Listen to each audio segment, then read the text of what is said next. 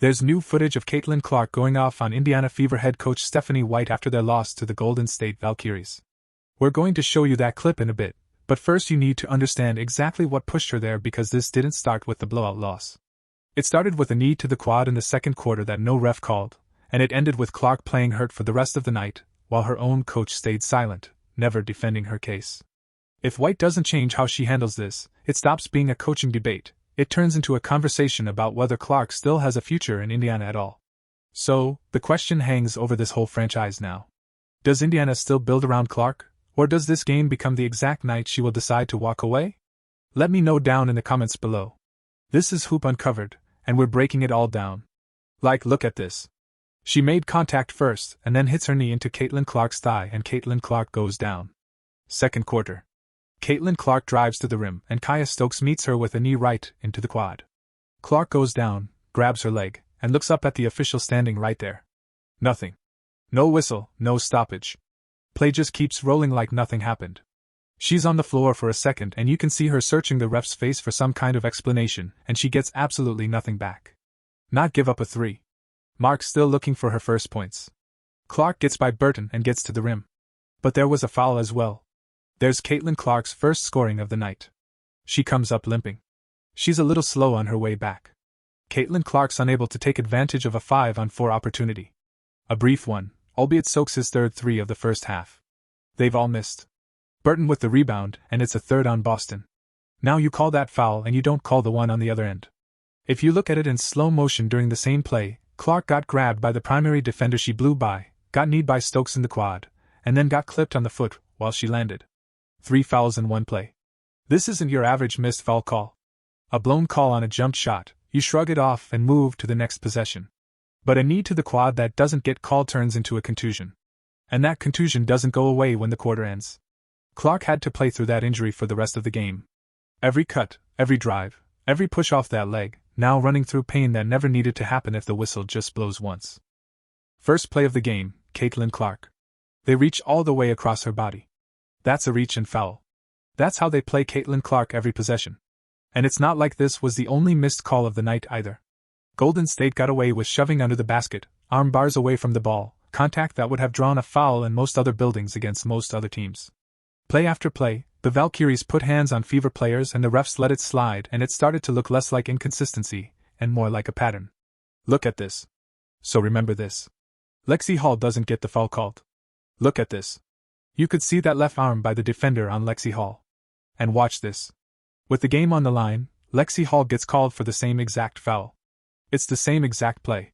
Here's the part that makes it worse. Golden State shot 33% from 3 that night. Indiana actually shot better, 36% from deep. But the Valkyries still controlled the game, mostly because Indiana turned the ball over 16 times and every whistle that could have gone Indiana's way just didn't.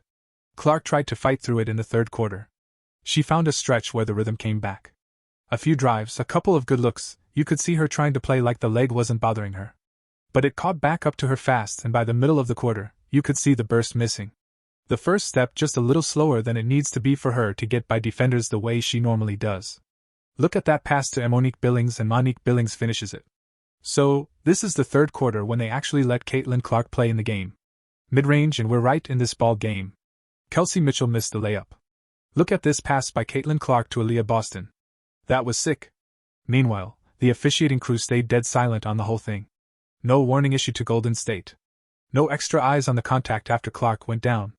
Nothing that suggested the league even noticed what happened. Fans have been asking this question all season. Clark takes more contact than almost anybody else in the league and somehow gets the least protection out of anybody wearing a jersey, and not even a peep from her own coach, Stephanie White. Because burst and balance are Clark's whole game. Take away the explosiveness on her first step and you take away the space she needs to get her shot off, to find driving lanes, to do the stuff that makes her Caitlin Clark in the first place. And this was just the first crack. The night was about to get a lot worse for her. And Clark is very upset. Gatling is giving Caitlin Clark a very long leash on the way she's reacted. And sometimes you just got to let the player voice their opinion. Now look at this. Clark walking off the floor, and she is not calm. Not even a little bit.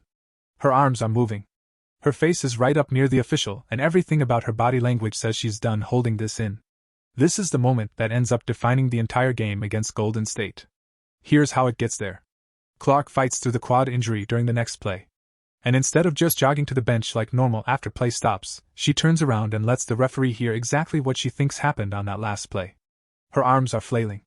She's pointing back at the spot on the floor where the contact happened, and her face is inches from his. This isn't a one-word complaint either. This is every no call from the second quarter on coming out all at once right in front of him. And so the camera does what cameras do in that spot. It cuts to the Fever bench looking for Stephanie White. You expect the coach to be right there stepping toward the officials, backing up her franchise player, demanding somebody explain the call. That's the moment you wait for, and it doesn't come. White is standing there with her arms crossed, saying nothing to the officials, showing no visible push on Clark's behalf at all. No pointing, no arguing, no walking down the sideline to get in on it. Just standing there watching her franchise player fight alone. Coming in for your Fever, Lexi Hall and Jai Harris back at 4 going into number 24. Compare that to what coaches usually do in that exact spot. Most coaches get right in the official's face. Demand an explanation. Make sure the complaint is on record for the next possession and the next game. That's the whole point of a coach standing up for a player like that. It tells the referees somebody's watching, and it tells the player somebody's got her back. Fans watching live picked up on it instantly. Clark's out there fighting the Valkyries and the whistle at the same time, and her own coach isn't even trying to help her plead the case. White's post-game comments didn't do much to change that read either. Asked about the no call, she said they said Caitlin initiated the contact and then added with a wry smile. She seems to always be initiating the contact. She followed it up with, I'm trying to not get fined. Again, all I'll say is we just keep asking for consistency.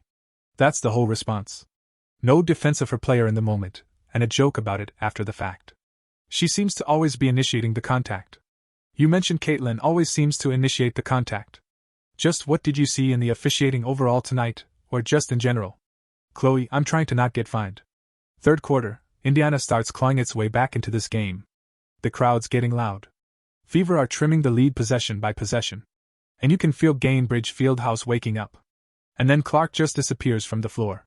Here's where the minutes restriction comes back into the story. Clark got capped around 26 minutes total on the night. Even after saying publicly she felt fine and wanted to play through the leg, she's out there telling everybody she's good to go, and she still watches a big chunk of the fourth quarter from the bench.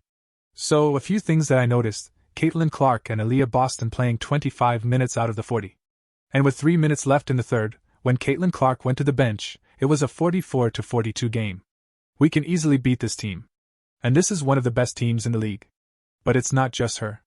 Aaliyah Boston gets pulled at the exact same stretch. So now both of Indiana's best two-way weapons are sitting during the one part of the game that actually decides anything. Two players who can guard, rebound, and create. Both parked on the bench at the same time during the exact stretch where the game's hanging in the balance. In the game in the closing stretch area. And it could be something simple that we don't know. Obviously, we're not on the bench. We're not in the head of Stephanie White. It could be something that Timpson is giving them a look that Stephanie White likes right now and wants to keep going with. And you see Coach White bringing in more subs to take some of these players out. You said it about Game 44. I think you really have to conserve energy. Both Caitlin and Boston this time.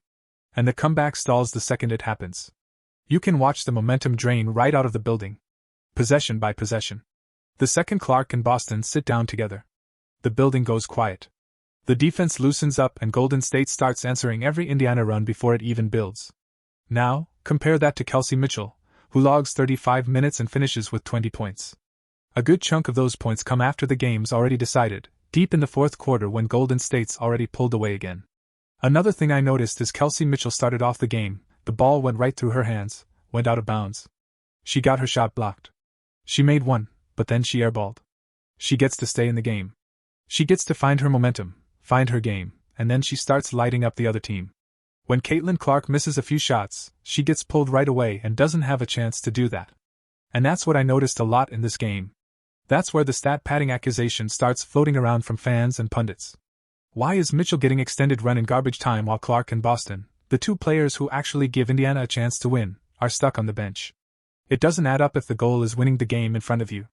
Golden State, on the other hand, stays composed the whole night. Natalie Nasi has her team playing disciplined basketball and they don't panic. They don't get sloppy. They just wait for Indiana's rotation to create the opening. And it does, right on schedule. Look, a minute's restriction makes sense early in a comeback from injury. Nobody's arguing that part, but it stops making sense the moment it costs the team the actual game in front of them because at that point, you're not protecting a player anymore. You're handing points to the other team. This is the exact benching decision fans keep pointing to when they say Clark's frustration stopped being about officiating and became about coaching. The refs missing a knee to the quad is one problem. Getting pulled during your own team's comeback while you're saying you feel fine is a completely different problem, and it's one that sits on Stephanie White's desk. And even with 26 minutes, a bad whistle, and a leg that never got the whistle it deserved, Clark still put a stat line on the board that's going to make this benching look even worse. Now we got a Steffi White subbing Caitlin Clark out. Boom. Caitlin Clark smashes the announce table. She's pissed. She's pissed that she continues to get subbed out cause she doesn't agree with the minutes restriction, yet she's lied to herself to where she needs to agree with the minutes restriction. And we're now reaching our breaking point. We're now frustrated because I continue to get lied to by everybody around me. I continue to go along with it, and deep down I know it's not the right thing to do, but I'm playing ball the best way I can. Now I'm pissed.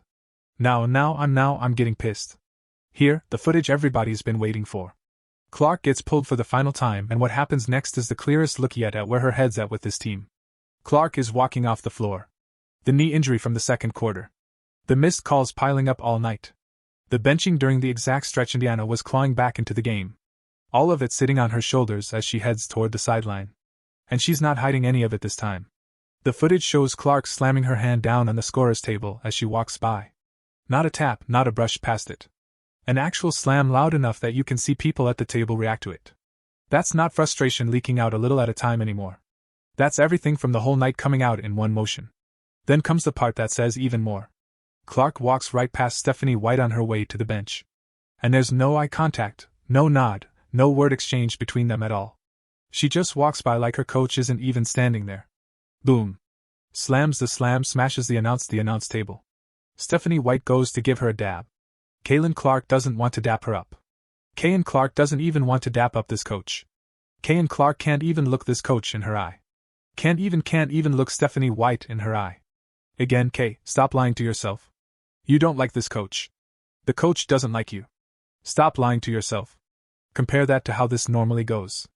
Most nights, Clark comes off the floor and she's locked in with White immediately talking through what the defense just did, pointing at something on the sideline clipboard, working out the next wrinkle together. That back and forth is usually instant. This time, there's nothing, just silence and a straight line to the bench chair. Her post-game comments about the no-call fill in the rest of it. Clark described the knee to the quad plainly, calling it a missed call that changed the way she had to play for the rest of the game. No dramatics in how she said it, just laying out the fact that one whistle the refs didn't blow ended up shaping her whole night. Killing, can you take me through that second quarter play with Stokes that made you upset and then you hopped in the back? Oh my God! Like that hurts. Like the ref can't miss that, and then I have to play with a contusion in my leg the rest of the game. Like it's ridiculous.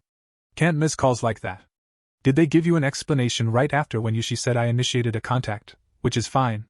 You can't need me in the leg. Knock me over. On the minutes restriction, her tone said as much as her words did. She'd already made clear before the game she felt fine and wanted to play through whatever soreness was left over, and getting pulled anyway during the exact stretch Indiana was making its move didn't sit well with her at all. You can hear it in how short her answers get when that topic comes up. Now, people are asking the real question, whether Stephanie White is starting to lose the locker room over decisions like this one. A coach who won't defend her franchise player to the refs and won't manage her minutes with any trust is a coach who's going to hear her name in trade rumors involving her own star. And I had some good looks that didn't go down and then, I shot some tougher looks too. But I thought I finally kind of played with a little bit more pace and a little bit more burst, especially down the stretch in the fourth. But hopefully I don't have to keep playing 25 minutes. Well, speaking of that, as far as the contusion goes, seems like we'll just rub it out. It'll be fine. Yeah. Good old knuckles on it and call it a day. On the other end of the floor, though, the conversation shifts entirely. Because this is exactly where the narrative turns serious. Fans are already circling this date, the knee, the benching, the silent walk past White, as the breaking point. The moment people will point to if Clark ever decides she's had enough of Indiana. The table slam and the cold shoulder aren't just venting anymore. They're evidence that Clark is done swallowing her frustration quietly. So let's talk about what she actually produced in the limited time she had. Hurt leg. Choppy rotation. Zero rhythm. And still, the box score tells a story that demands respect? Her final line, 13 points, 3 rebounds, 6 assists, 4 turnovers. Now run that through the filter of everything working against her. A quad that never got a whistle. A coach who parked her during Indiana's best run of the night. And suddenly, 13-6 looks a whole lot more impressive than the raw numbers suggest.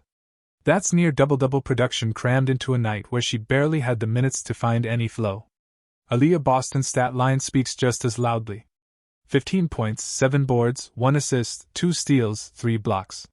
That's a complete two-way performance, scoring, crashing the glass, anchoring the defense, all in one night. And she got yanked at the exact moment Indiana needed her presence most. That's not a talent issue. That's a deployment issue. Then you've got Sophie Cunningham coming off the bench and dropping 10 points with 4 steals. That's the kind of spark this roster has waiting when the opportunity presents itself. Cunningham doesn't wait for permission. She plays fast, plays physical, and makes an immediate impact the second her number gets called. It shows up on the stat sheet every time. 6 for 7 from distance in the Fever's win against Las Vegas. Timpson down low with great patience. A rare fast break bucket for the Fever in transition. Miscommunication there though. Natalie Nate calls timeout as Golden State clings to a 1-point lead. The Fever are scrambling, trying to find something, anything, to swing the momentum back. None of this paints a picture of a team that lacks talent. It paints a picture of a team that's not being set up to maximize what it already has. The players produce. They show up, they compete, they put numbers on the board, even when the system around them keeps pulling the rug out from under their rhythm.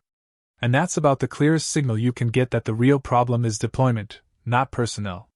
Lexi Hull and the rest of Indiana's bench add even more depth underneath all of this. The Fever have the pieces to make serious noise in this league. The only question is whether those minutes get handled with trust or with constant hesitation.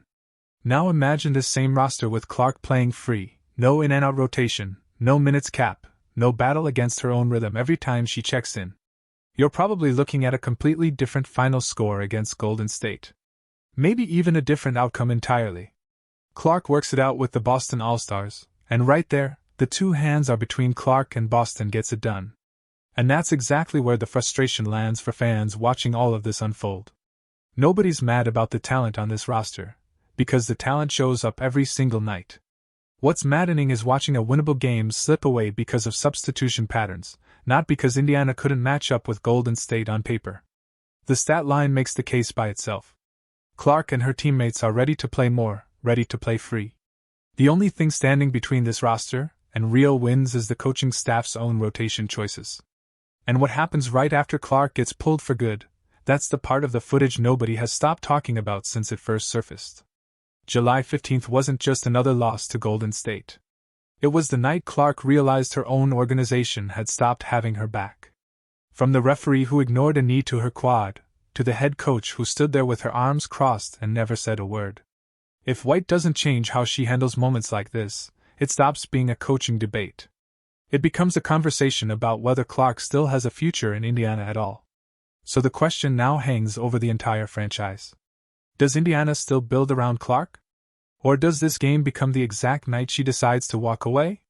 Drop your thoughts in the comments below. And don't forget to like, subscribe, and hit the notification bell so Hoop Uncovered keeps bringing you all the action and top stories. Click the video on the screen, and we'll see you in the next one.